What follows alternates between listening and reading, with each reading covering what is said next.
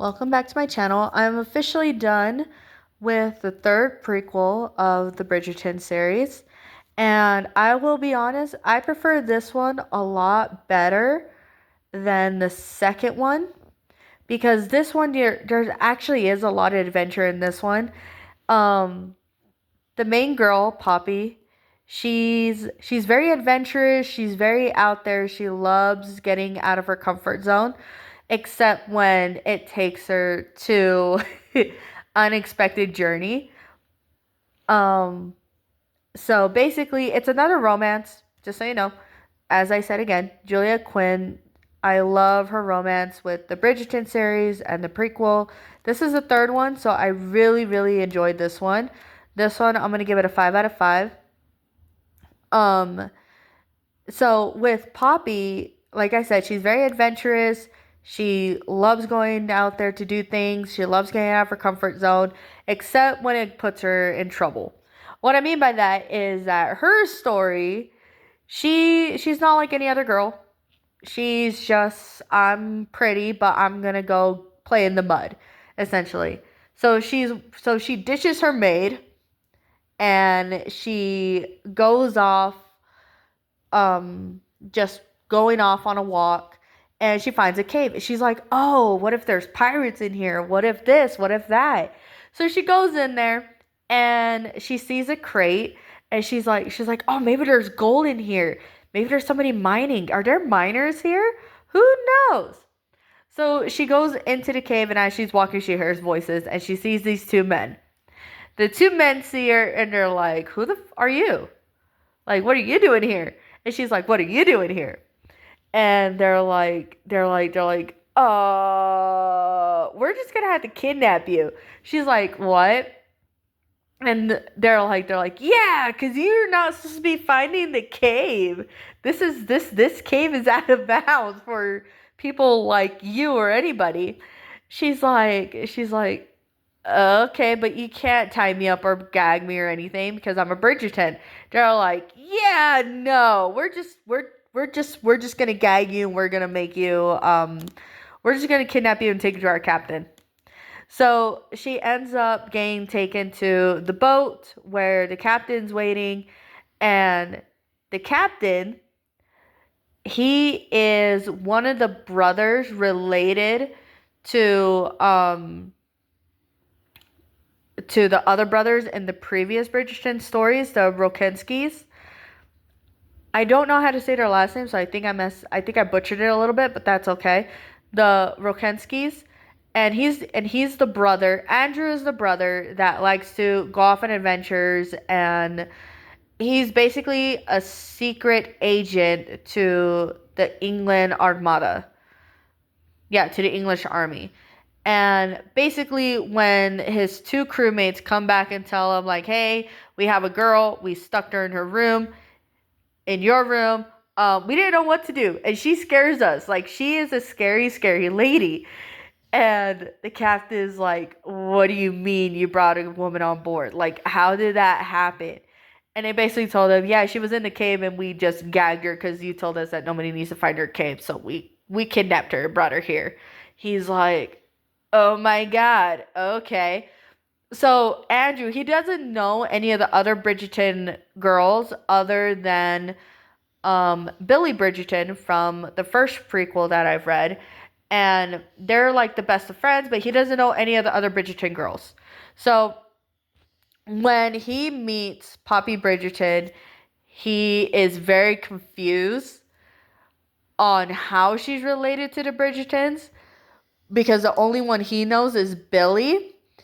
And he's like, oh my God, I'm screwed. Like, I'm so screwed. I kidnapped someone's daughter and cousin. Like, I am in deep doo doo. But, anyways, so he basically tells her, you're stuck on my boat for 2 weeks because we're going to Portugal. And she's like, okay, cool, whatever. So they end up going to Portugal. And this is where the story gets really interesting because when they're on the boat, it's romance to an extent. Like, it's slowly building up to it. So it's a slow burn, which I didn't mind, quite honestly. I was actually like really enthralled with the story because I'm like, oh, I'm over here thinking that Captain Andrew is a pirate, but in reality he's not. So that was actually really quite cool to see how that played out. But when they get to Portugal, that's where it gets more interesting. Not to go into too much detail, but they do end up getting kidnapped themselves by a Portugal mafia is the best way I can describe it. And they're separated for a couple of weeks. She ends up escaping. Poppy ends up escaping. Andrew is still stuck in there. So Andrew basically gives Poppy a mission to go tell so and so to release him, basically pay for his ransom. And then Andrew is freed, but then he's told your ship is now being destroyed. Your crew is being dismembered. Like there's no, like, you will have no more crew. The people that work with you no longer work for you no more. We gave them money, so they're off on their own journey or whatever. And then basically they come back home to trying to live out a normal life. And then Poppy is struggling. She's like, I'm trying to look for Andrew. I know I shouldn't be looking for him. He could be dead. He could be alive. I don't know. So and so. And then as she's going to her in-laws' house, which is Billy Bridgerton, she like they're having a small gathering in this era, and basically everybody is in shock when this handsome man walks in, and the first thing she hears is, Andrew, you're home, amazing. And she goes, Andrew, I know an Andrew, but he never gave me his last name. And when she looks up, she sees that this is the Andrew that had kidnapped her, fell in love with her, tried to keep her safe, and then they live happily ever after. But yeah, if you like slow burns and you like pirates or adventure or even like ships or stuff like that, this one I would say does a really, really good job of bringing you into that journey. Like, you really do feel like you're in a boat for 2 weeks. And I will just say this book brought in a whole new mindset to me, because I like to go out and do stuff, but some of the things that I like to do, I haven't really done. For example, the one thing that I really do enjoy is looking at the stars, but from where I live, the stars are not that bright, they're not that pretty. But luckily, I have somebody in my life who is very willing to just try to do new things for me that he's already done doing. So to him, it's like, yeah, I already done this. So to me, it's a star is a star. Like, it's no big deal.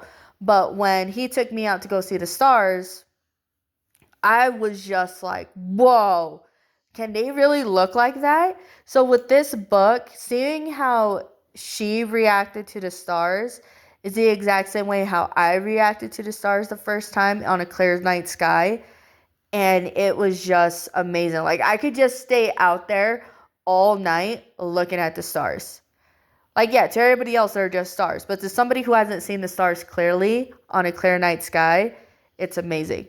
But yeah, if you like romance and you like pirates and you love but seeing how that journey or that romance takes place, this one is phenomenal. I would rate this one 5 out of 5.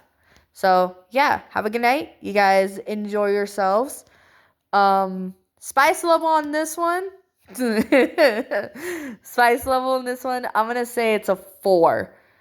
Like, this one's really, like, it's not really spicy, but it's like it's there. Like,